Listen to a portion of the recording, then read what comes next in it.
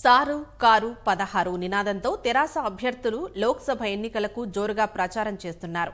ఢిల్లీ నుంచి అధిక నిధులు తేవాలంటే 16 ఎంపీ సీట్లు గులాబీకే కట్టబెట్టాలని నేతలు విజ్ఞప్తి చేశారు. వచ్చే ఎన్నికల్లో ఒక్కో సీటు కీలకం కనుక జాగరూకతతో ఓటు వేయాలని పిలుపునిచ్చారు.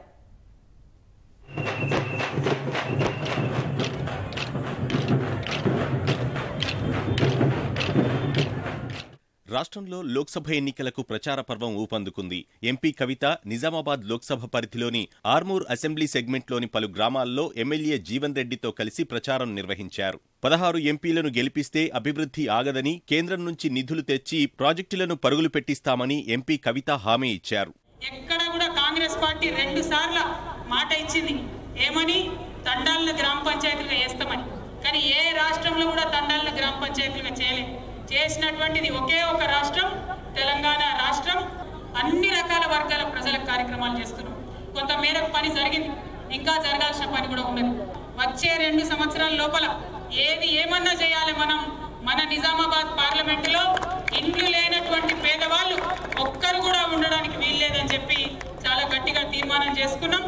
జాతీయ స్థాయిలో కేసీఆర్ గారు పేరు వినిపించే విధంగా, మన తెలంగాణ యొక్క గొప్పతనం చాటే విధంగా 16కు 16 ఎంపీ సీట్లు టీఆర్ఎస్ పార్టీ గెలిచే విధంగా మరి లోక్సభ ఎన్నికలలో మీ తీర్పు ఉండాలి. కరీంనగర్ పార్లమెంటరీ నియోజకవర్గ పరిధిలో ఎంపీ వినోద్ కు మద్దతుగా మంత్రి ఈటల ప్రచారంలో పాల్గొన్నారు. రాష్ట్ర వాణి బాణిని వినిపించే వినోదన్ననే గెలిపించాలని ఈటల విజ్ఞప్తి చేశారు.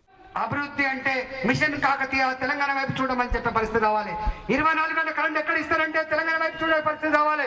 ఇంటిని నల్లా ఎవరిస్తున్నారంటే తెలంగాణ వైపు చూసే పరిస్థితి రావాలి. ఇలా ఆడబిడ్డ పెళ్లి కోసం కట్నం ఇచ్చే రాష్ట్రం కేవలం తెలంగాణ మాత్రమే చెప్పుకుంటాం. ఇవాళ ఇట్లా అనేక రంగాల్లో కూడా మనం ముందు బాగా ఉన్నాం. మాటలు చెప్తే ప్రజలు ప్రేమ చూపిస్తారు.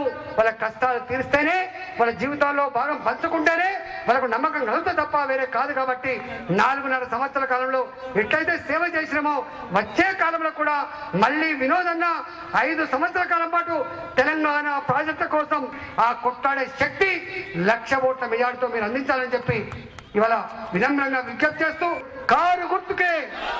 కాంగ్రెస్ గాని బీజేపీ గాని ఈ దేశాన్ని పరిపాలించే అర్హత కోల్పోయినరు. కాబట్టే మనలాంటి ప్రాంతీయ పార్టీలు, ఈ దేశంలో ఉన్నటువంటి పార్టీలన్నిటి కూడా మన మహానాయకుడు మన కేసీఆర్ గారు ఇలా అన్ని పార్టీలతో మాట్లాడుతున్నారు. రేపు కేంద్రంలో చక్రం తిప్పేది మన గులాబీ జెండా.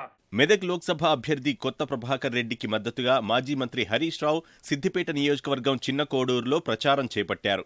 మెదక్లో ఎంత మెజార్టీ అనేదే తేలాల్సి ఉందని హరీష్ వ్యాఖ్యానించారు. నర్సాపూర్లో సీఎం సభ ఏర్పాట్లను పద్మా దేవేందర్ రెడ్డితో కలిసి పరిశీలించారు. నాగర్ కర్నూల్లో కార్యకర్తలతో సమావేశమైన తెరాస అభ్యర్థి రాములు లోక్సభ ఎన్నికల్లో భారీ మెజార్టీతో గెలిపించాలని విజ్ఞప్తి చేశారు. మహబూబాబాద్ ఎంపీ స్థానాన్ని గెలిపించి కేసీఆర్కు కానుకగా ఇవ్వాలని తెరాస అభ్యర్థి మాలోతు కవిత పిలుపునిచ్చారు.